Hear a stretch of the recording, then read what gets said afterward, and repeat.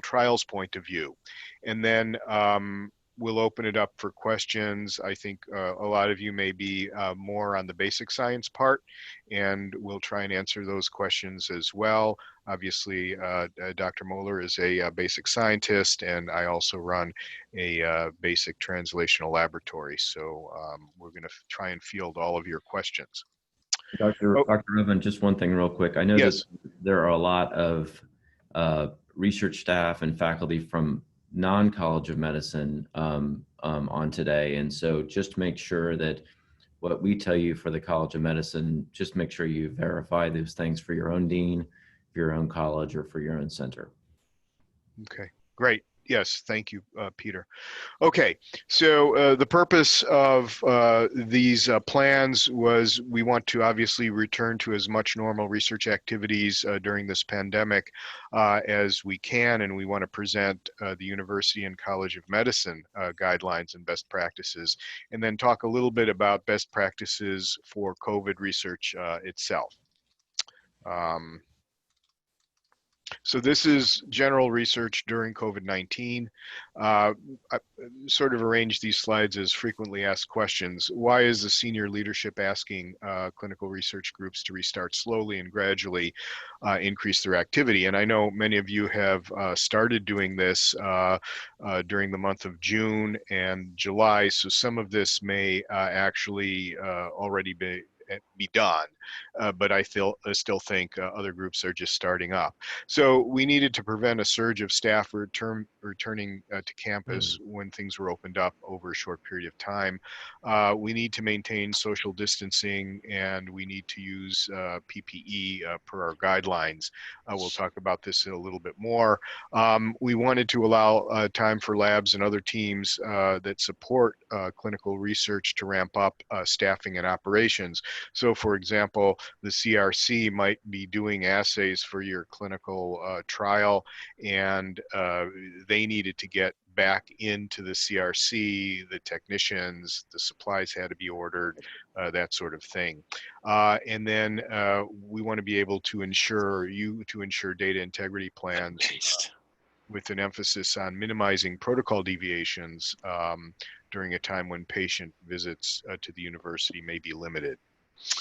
Okay, what safety measures should be addressed before clinical trials are restarted?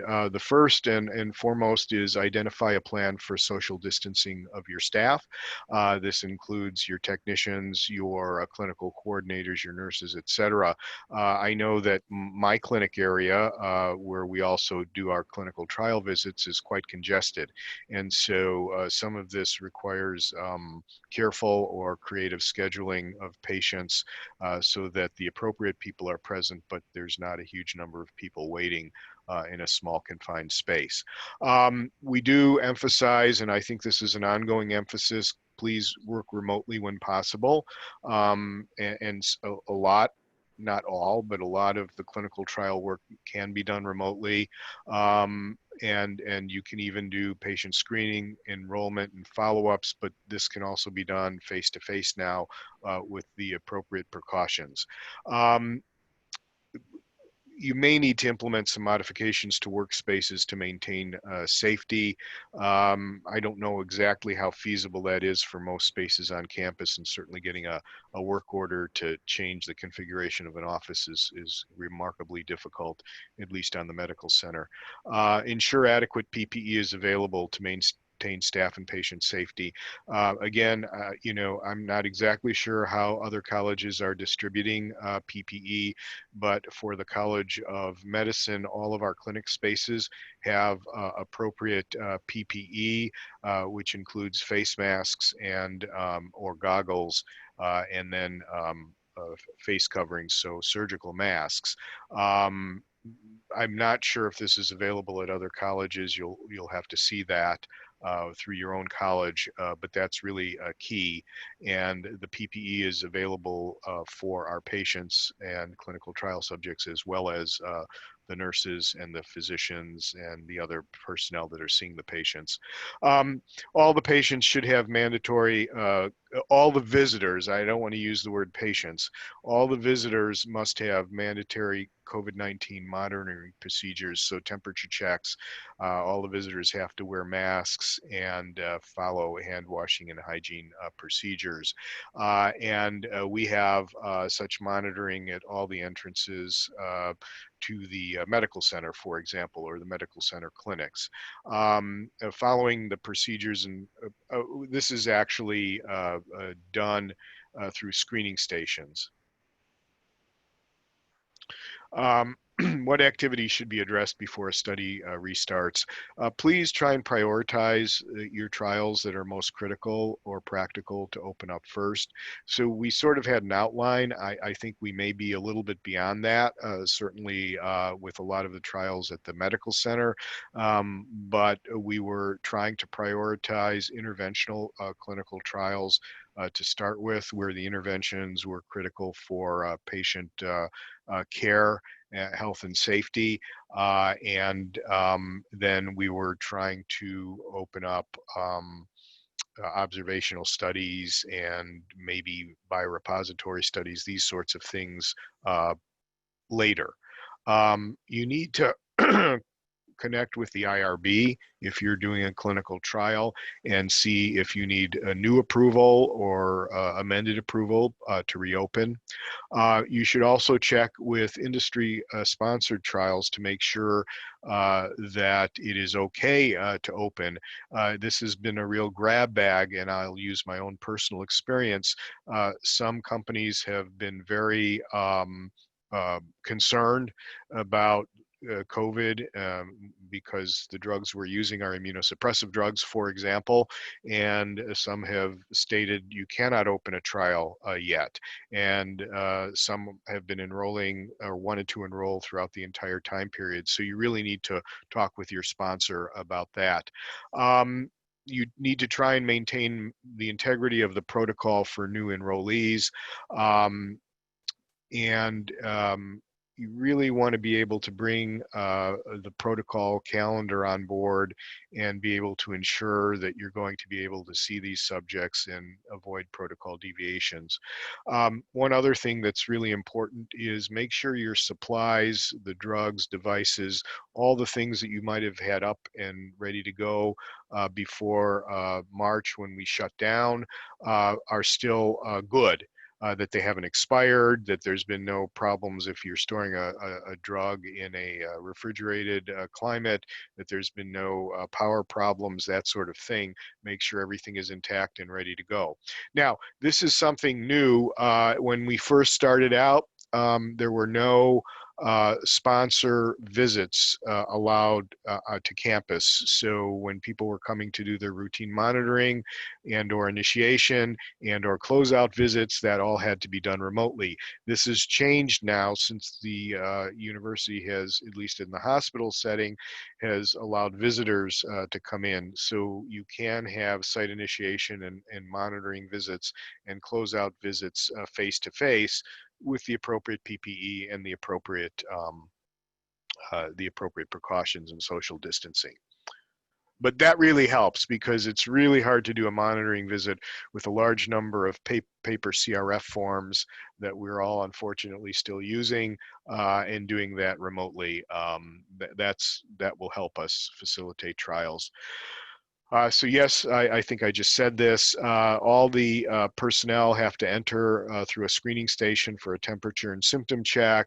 You should meet your personnel, your sponsor personnel at the entrance and escort them to wherever you're meeting, which would probably be the office you're using where you keep the trial records. Really one monitor per study per visit. Sometimes monitors come in groups, as you know, but let's try to avoid that.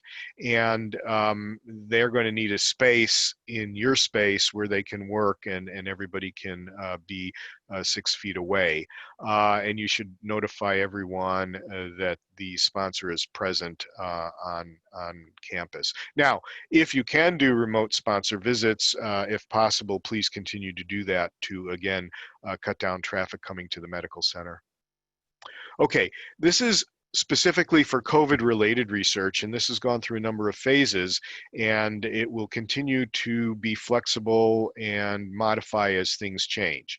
So just to start, when COVID hit, which there was a great response from the medical center, both on the clinical side and the basic science side, that our investigative staff and physicians and faculty and PhDs wanted to help get involved and try to get some handle on this crisis. And then all of a sudden, there were, I'm going to use an adjective, a bazillion protocols. You know, I'm exaggerating, but there were far too many protocols that could be handled safely. There were also a number of other considerations when the epidemic started. We didn't know how things were going to play out.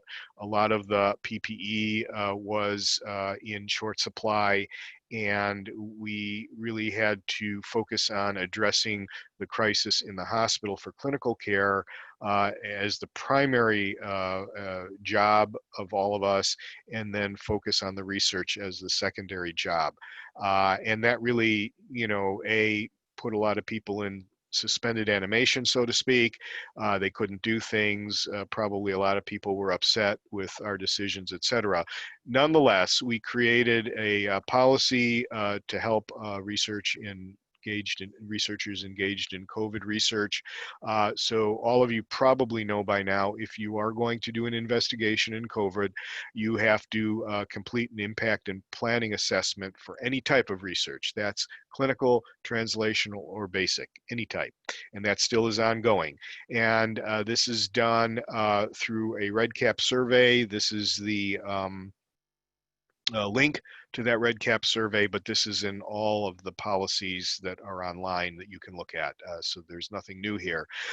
Human subjects research approval through the REDCap is required before the IRB will be completed. So there's checks and balances here.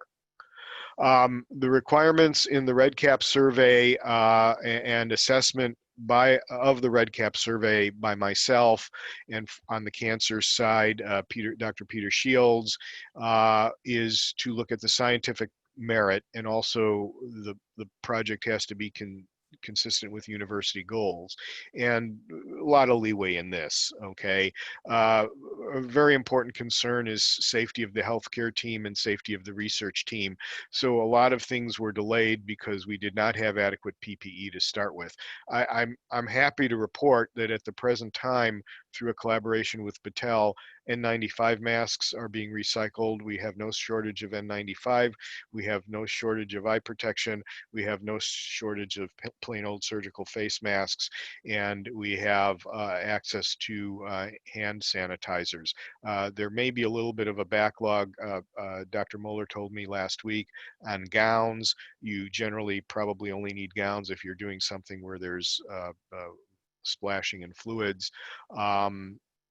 So this was a really important consideration. The other thing was a potential negative impact on the clinical mission. There were so many clinical trials at once. The possibility of interfering with clinical care for these often really sick patients was realistic, and so we had to sort of modify some of these enthusiastic protocols. There was also the question of infrastructure, and everyone needs to know that you're dealing with, obviously, if you're taking specimens, infectious specimens. We don't know the infectivity of everything, so a lot of the specimens are going to be at level 3, and some will be at a high level 2, like blood. But sputum and respiratory secretions, you really need to have the appropriate plan and the appropriate facilities. Okay, so what we did was to sort of facilitate protocol evaluation was we made working groups to deal with clinical trials or clinical protocols that would involve inpatients. that would involve ICU patients, that would involve outpatients, that mostly focused on biorepository and biospecimen work. And then we had several protocols in place for healthcare workers specifically.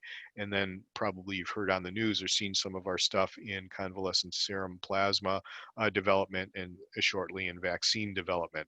And then it's really important to understand all COVID-19 non-cancer research will be managed through the College of Medicine's Clinical Trials Management Organization, and all cancer-related research occurring in the James or with the CCC will be managed with the Clinical Trial Organization, which is run through the Cancer Center. This is additional information and I think this is being recorded so you can see these slides. I assume Stuart will post them somewhere. Policy guidelines, etc. We also, I actually, this is on the website. These are checklists to make sure, and we don't have to go through these because I think it'll be more valuable to open this up for questions. But this goes over a lot of the things that I just said, and you can post it in your lab as appropriate for your lab or your clinical trial setting to see what you should check off and what you don't need to check off to get your trials ready.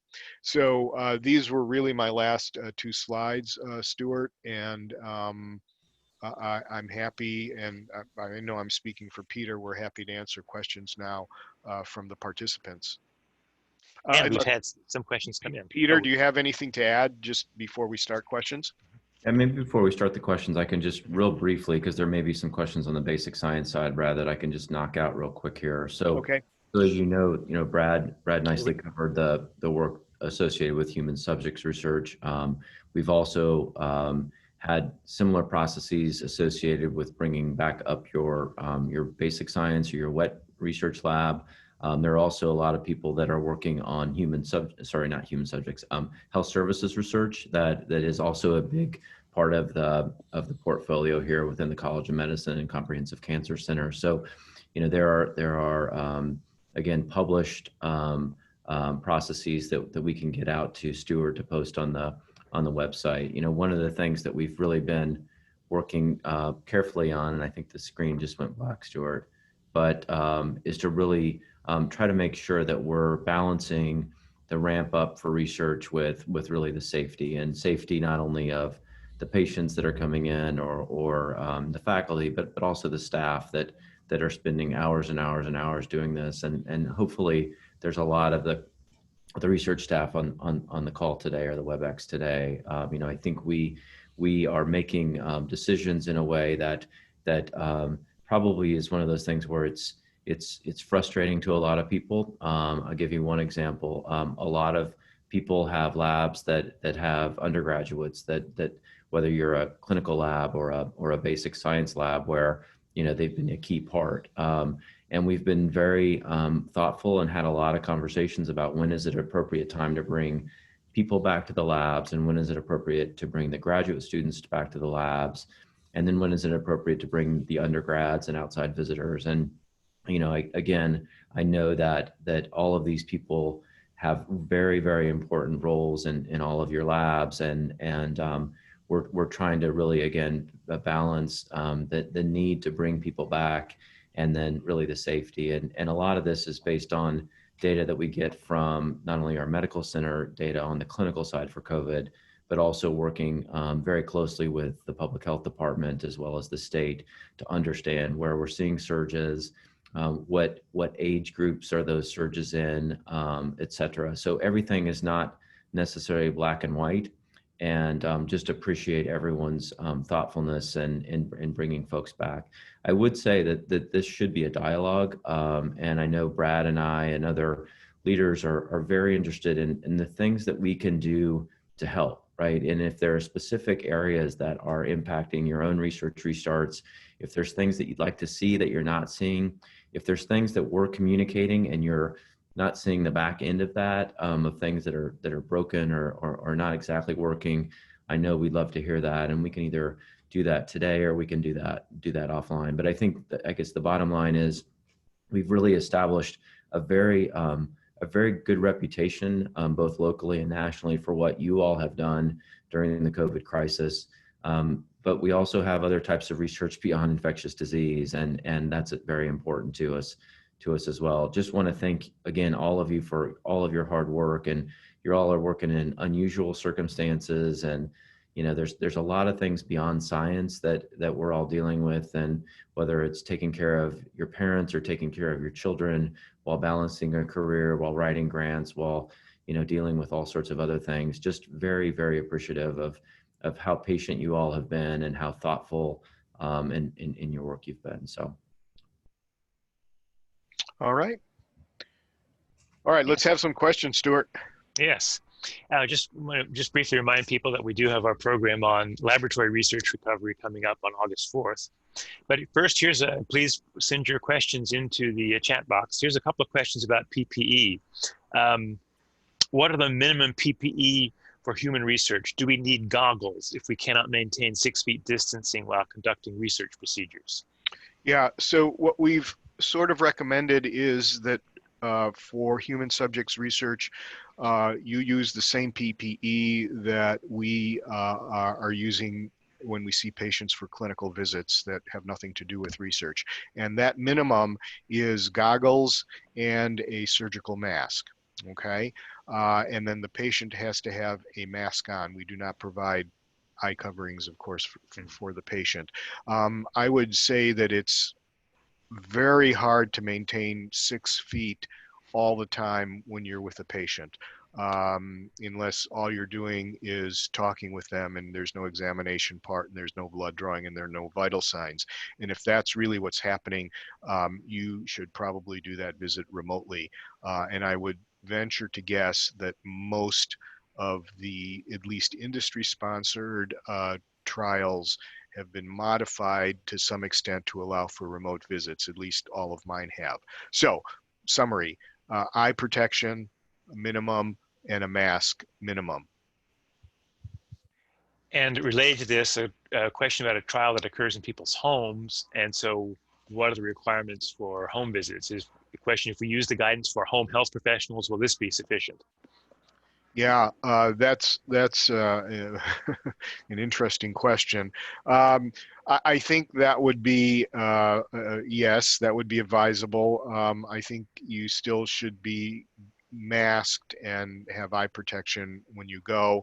I would also probably consider gloves. And if you don't know what kind of home environment it is, I might bring a gown with. Peter, do you know what the gown situation is? Yeah, I think if you don't feel comfortable having everything, then try to either postpone or if you could do it virtually. I would recommend, but this is where you really need to work with the experts in the CTMO and CTO to understand what are the specific guidelines of what your specific contact entails. But Peter, are the gowns available? That was sort of my question. I'll check in with supply chain and circle back. Yeah, that was something that we noticed last week, that our supply chain for masks and hand sanitizer and whatnot was quite good, except for the gown part. So. Well, you mentioned the need for dialogue. Here's I think a dialogue question. We have projects in collaboration with faculty from other colleges, for example, engineering, human sciences, etc. With each college dean setting different rules, it makes it difficult to know which rules to follow. How do we decide which college's rules take precedence? I'm going to let you do that, Peter. Particularly since this is being recorded. So thanks a lot of that one. So I think if your primary appointment is in the College of Medicine, it would be appropriate to go to the College of Medicine CTMO for information on the best guidelines for you. If you're in the CCC, it's appropriate to go directly to Dr. Peter Shields and in the CTO team. And if you have questions beyond that, I would ask you to email me and I can put you in touch with the right person to give you the specific answer for you. And again, and I know that's a sort of a gray, squishy answer, but I think that each one of these trials right now is so different, and some of them are going out to the community and some of them are in a specific hospital with specific rooms with specific guidelines. So I think we want to make sure that we can't just paint everything with one broad stroke, and we need to get you specific information. So happy to take any emails, or if you want to get a faster answer within, faster than I would do, is email Deanna Goldenkreutz, and she can provide you that information. And she's probably cursing me for giving out that information. And I think this question is in the College of Engineering specifically, if that makes a difference. Right. So again, they have a great Vice Dean for Research, Dorota, and they should ask Dorota how they would like it handled, and then she can give me a call if there's questions. Can you talk more about the expectations for handling COVID and non-suspected COVID biospecimens? Well, I think that the way we've been doing it is to assume everything is potentially infectious. Okay, just like we would do with a hepatitis sample that we're bringing to the lab, and what the respiratory secretions, so bronchoscopy material, saliva, nasal swabs, etc., we believe are infectious. And those need to be handled in a manner consistent with, biosafety level 3. We have been handling urine and blood as level 2. For example, in my laboratory, I'm a nephrologist, play with a lot of urine. So we get urine and blood from our patients, and my team wears a face mask, and when we spin the urine, it's in a covered centrifuge, for example, so there's no aerosolization, and then everything is handled under the hood to prevent, and then of course spills are cleaned up with bleach. So I think that you should consider all specimens potentially infectious. I'm not exactly sure how you would know it's not a COVID specimen a priori unless the patient had been tested. So I think the better part of safety would be to consider all of these things as potentially highly infectious, like respiratory, or potentially infectious, and we just don't know. Blood and urine, and I actually think some people are doing some GI studies and stool is involved. And we know that the organism goes to the kidney, we know the organism goes to the GI tract, so it would not be unrealistic to think that infectious particles may come out. Could you comment on the current status of considering new therapeutic trials for COVID-19 in view of the rising cases in our community and nationwide? Yeah, so this is a good point, and I was actually hoping someone would bring it up. So what we did with the COVID cases when we had the trials, and we were overwhelmed, and we made those various working groups, outpatient, inpatient, etc. So we did this for a lot of the reasons I told you, but we also were very lucky in the state of Ohio in that the surge was never anything like we were afraid of. It was not a New York surge. It was very well managed through the state government, what we did early on. And so one of the things we realized early on was there were a lot of potential therapeutic trials, and there were clearly not enough patients. Okay, so that's why we sort of had to prioritize things. And that's why some trials were put on hold, and then sort of a moratorium came out last month that said we really don't have any capacity for any new therapeutic COVID trials, because at that point, as you know, cases were declining rapidly. And one other piece of information that's important.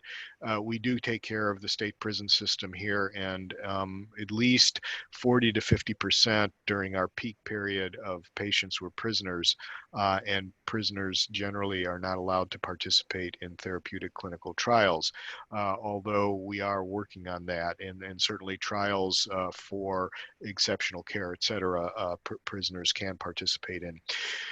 So now fast forward to the end of July, and we're seeing another mini surge of cases. Our total number of cases at our peak during the March, April, May period of time was in the 150 range in our hospital system, which is main campus and OSU East, and then it reached down, it fell down into the 30s. I think our lowest was about 30. I can't remember the exact low, and now it's back up to 60.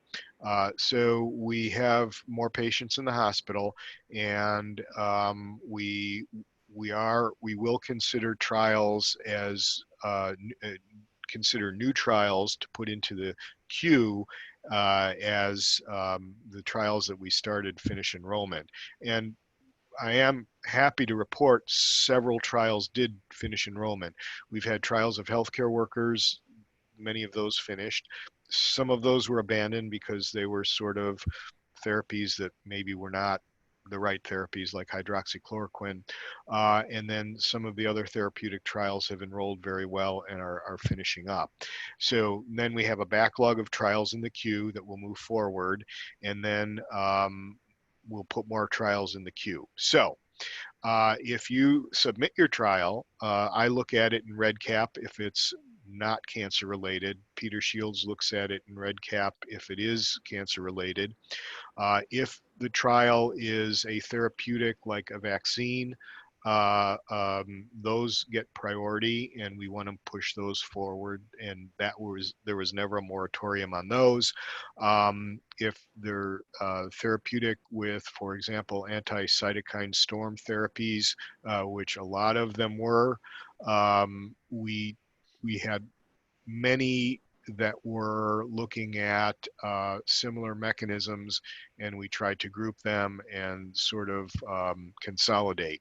If there are other unique therapies, like I know infectious disease has a trial looking at neutralizing antibodies, they'll be looked at separately, for example. So the bottom line is I look at all that. I consult with the working group that would be appropriate to see what's in the backlog, and then I either approve it for going forward. I'm just giving you my method, or I defer it. Now, I don't want to say this because I'm not an infectious disease expert. If the trial is ill-conceived, and I can tell as a nephrologist it's ill-conceived, it may be rejected. I will admit that has happened on a few occasions, but I try to respect the science and let that sort of help guide my decision making. So yes, we are going to be looking for new trials, realizing that the cases are going up. This might be a question for the director of the Davis Heart and Lung Research Institute. Will there be a screening station in DHLRI, or will each suite office complete patient temperature checks as they arrive to the suite? Yeah, so I would just say in general, we have been trying to stand up as many of these as possible. We've had, as you know, doing a lot of the work during a hiring crisis in a university, whatever emergency, I'm not sure what it's even called now. We've faced some challenges in terms of staffing, and this would be whether it's temperature checks or swabbing stations or testing lab, and I can go on and on and on. And so again, as we are available or as we are able, we will continue to prop up more and more of those. We've seen some issues even in being able to get the digital thermometers to be able to do these sorts of things. And so great question, great suggestion, and we'll put it on the list.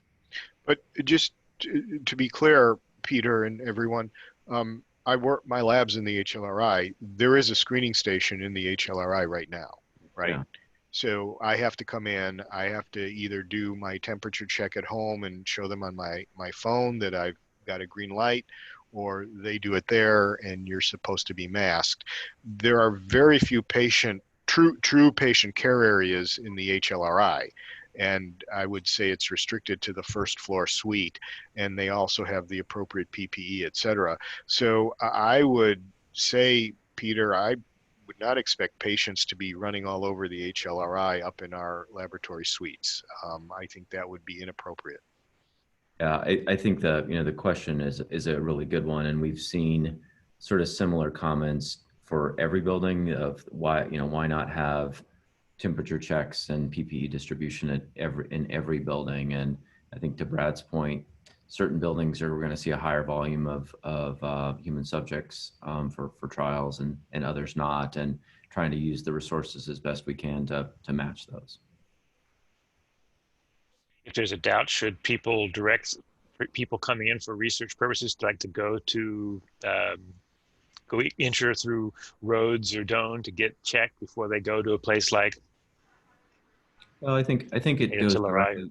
directly to the specific program, and we have some incredible, and there's probably a number of them on the call today, of really great coordinators that would be able to provide that specifically to, to the subjects. And so if there's doubt, contact either the head of the CTO or the CTMO or whoever's running your trial, because we don't want patients just wandering around looking for where they're supposed to go. And as Brad mentioned earlier, that there's specific protocols of how do you meet the subject, and how do you escort them in, and how do they get their PPE, and we don't want to be audibling on that if people are unsure. So if you're unsure, talk to the clinical coordinator. If they're unsure, talk to either Deanna or the CTO team.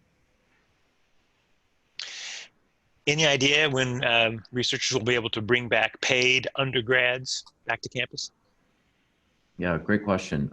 So we were ready, just about to allow them at the start of July, and then as Brad mentioned, the second, we wouldn't call it a spike, but probably a big lump has hit, but with that said, we're starting to look at that in a little bit more detail, and the way this might play out, and the way we're starting to do it in some extreme circumstances, is that people that potentially undergraduates that have been paid, that had worked with us before, so maybe have worked in your lab, they've already been trained, they know where the lab is, the people know them, and those would be the first people that really could come back.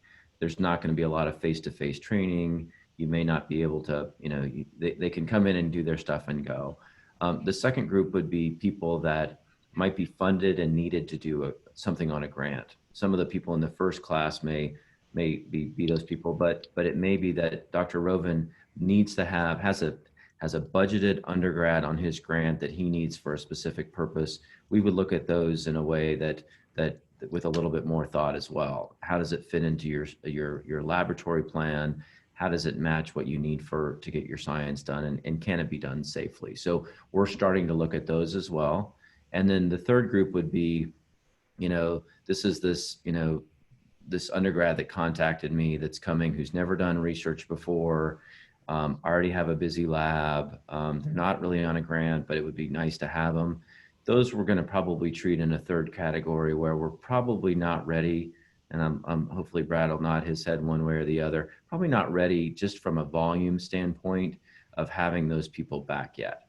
And again, this is one of those in the gray area where there's probably not a right answer and there's not a wrong answer, but there's no playbook that we have for a pandemic, and we're trying to make the best decisions we have. If you do have questions, please reach out to me, or you can reach out to Dr. Shields for the Cancer Center if there's something that you really feel like you need to get folks back in. And the way I'd say it, and the way I've heard it from other investigators is, so I have a research assistant in my lab who is X number of years old, and I can let them in, but someone who's an undergrad who's exactly the same age, I can't let them in. And so we need to be thoughtful about, what is the impact to your labs, how are these people trained, and really try to err on the side of making it so if we can provide a safe environment to make sure research can continue. So again, questions, just shoot me an email and we can walk through it together.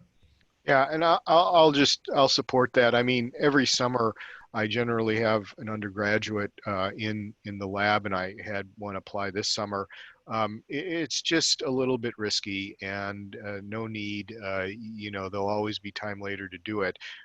I don't care if they're the same age or not as the people in my lab. The people in my lab know what to do: get in, get out, and go home. If there's an undergraduate who really doesn't know what they're doing and they want to experience research, then my people have to stay longer, and it is face to face, and it's not 6 foot distancing. Again, a lot of this is sort of common sense. We understand that there's huge impositions, and this really puts a slowdown on all kinds of research. But it's just something we have, and nobody else is doing anything differently in the country, so we're not getting behind anyway. And I think NIH is understanding this for progress reports, et cetera. Are face shields an acceptable substitute for goggles?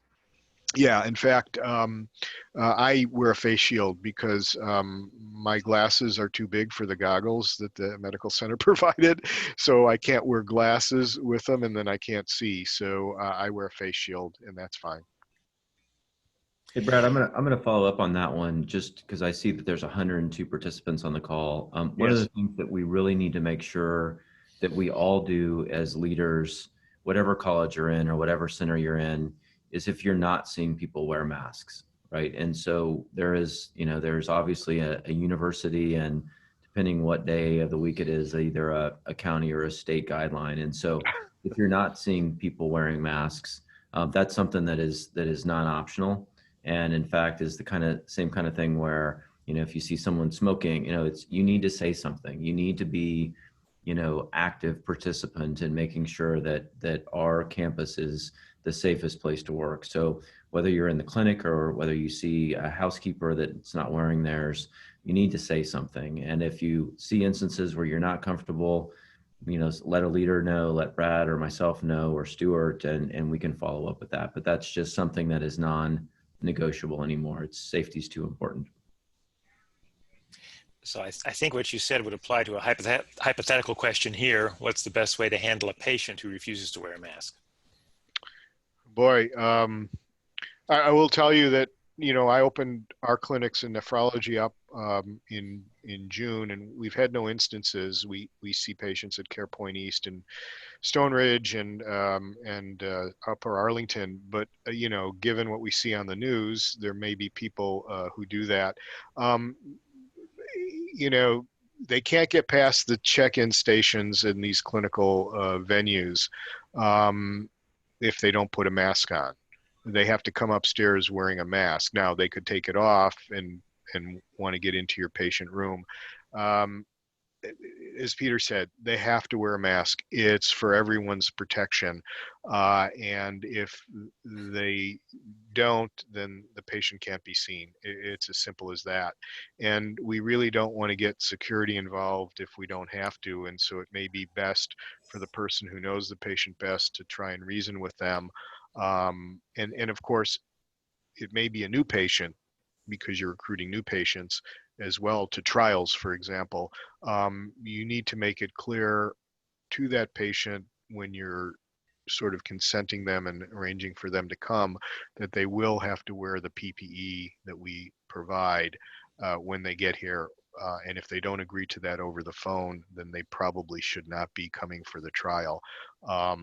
I'll use myself as a case in point. One of my patients, not a study patient, just plain old kidney patient who was on immunosuppression, came in, had a cold, and he wore a mask, et cetera. It turned out he was COVID positive. So I was exposed. And then I put myself out of circulation going to patient care and clinic for 2 weeks. So this is a real thing. And my exposure was minimal because I was masked and face shield and the patient was masked. So the ID epidemiology said this is a very, very low risk. But still, you need to be protected. And so you should not see those patients. One last thing, because there's always for areas where we have sort of the 0.001s, there's always some creative solutions. And so I would say there's been some instances that we've seen where doing research with kids or taking care of kids in some of the daycares, that certain kids have had some issues with masks and seeing people in masks, and I would say we've created some solutions to deal with that. So again, if there are questions that sort of get into the religion slash issues with recognizing a face and recognizing features, or just let us know and we can help you deal with those. Brad, your story about coming in contact with an infected patient relates to this question.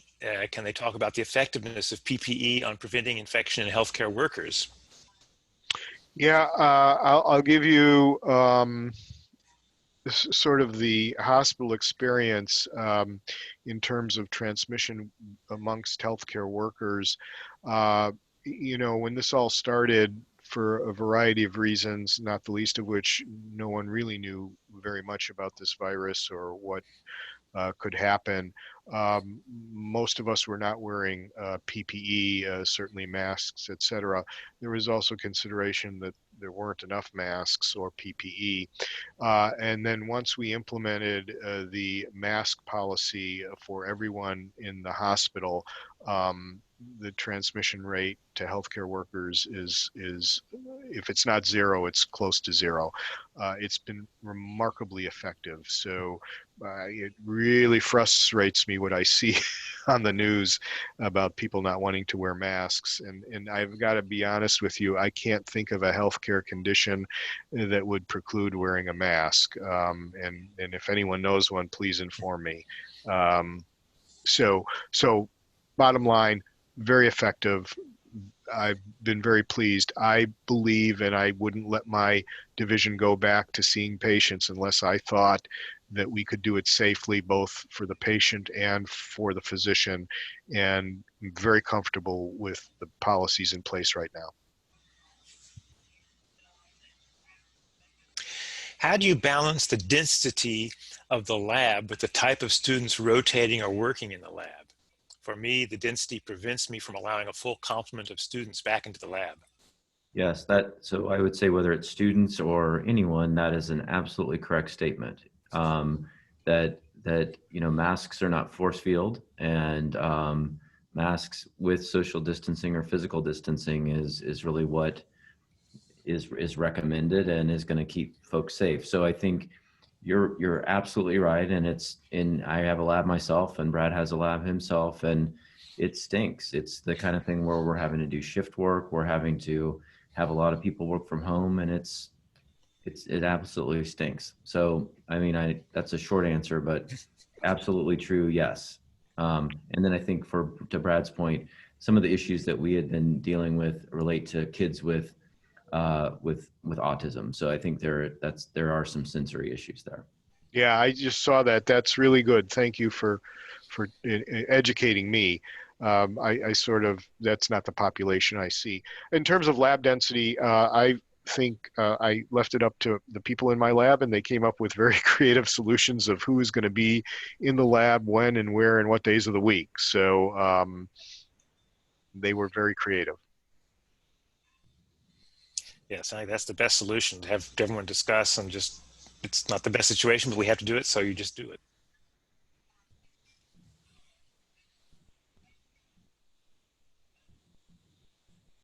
There's a question about exposure, as you had, Brad, and you said you quarantined for 2 weeks. Is that a common practice throughout the med center for low? I was just, for me, it was an abundance of caution. Now that we know what exposures may lead to problems, et cetera, it really depends on the intensity of the exposure, the duration of the exposure, and what the PPE was. So in point of fact, I did call one of my colleagues in infectious disease. I described the situation, and they basically said, your contact is considered minimal, your risk is considered very low, and I didn't really have to do the quarantine part. Okay, I did not. I did because I did, but it was overkill on my part. So if you have a question, there's a rule of exposure, or a rule, Stuart, you can put on the website from the epidemiologist as to what level of exposure you need to take action. So, I was just being very cautious simply because almost all of my patients are on immunosuppressive drugs. Okay. But again, I did not have to do that. So Stuart, maybe it would be helpful if we could just real quickly walk through what happens if you think you are, or you have a colleague that is, and what are the things that you should do and what are the things that you shouldn't do. So I think the first thing is there's a lot of really smart people here that do this for a living in our epi team or the employee health, or even in the health department. And so let's say that someone is notified that they have it, and there's a specific protocol that they will go through in terms of how many days, what the contact tracing is going to look like. And so, and if there's questions about that, then those can be referred to Brad or myself, and we can get you that information. Let's say you have a postdoc in your lab or a grad student in your lab test positive. First things is that you would be notified, and we would have a conversation. But that what you should not be doing because of HIPAA is sending an email out to the floor or your department or friends or anyone that violates the rights of these individuals. And so again, if there are questions, and we get them a lot, we get them every day, send those to us, and we can walk you through who to talk to and who to call. It's on multiple websites. We can get you pamphlets to put up on the CTSA website of the specific protocol. But please avoid, broadcasting this to the world. It's always a notable event when someone tests positive, and we've had it happen. But it is not something that is to be crowdsourced.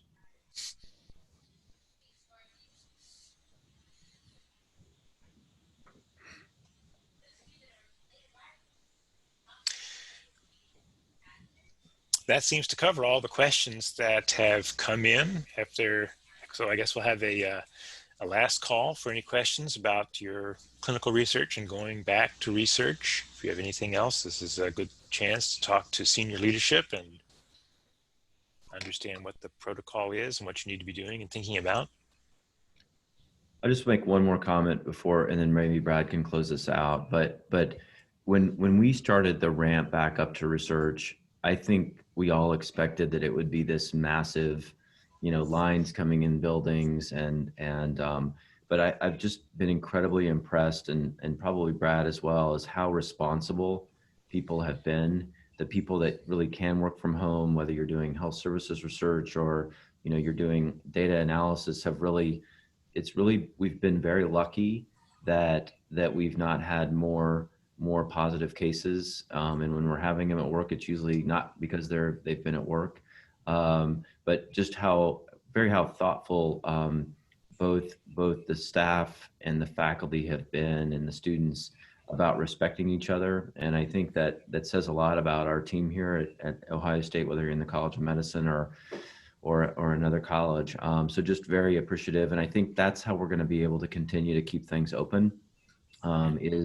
Is having that respect for each other and each other's kids and each other's parents, that when we do come in, we're coming in because we know we're well, we know we're not impacting somebody else, that when we bring a patient in or we bring a human subjects individual in, that we're thoughtful if they do show up and they have a fever, while it's going to be a pain in the rear, we send them home. And I think that's going to allow us to keep things open as much as possible. And just, again, very appreciative of all the people that are working hard.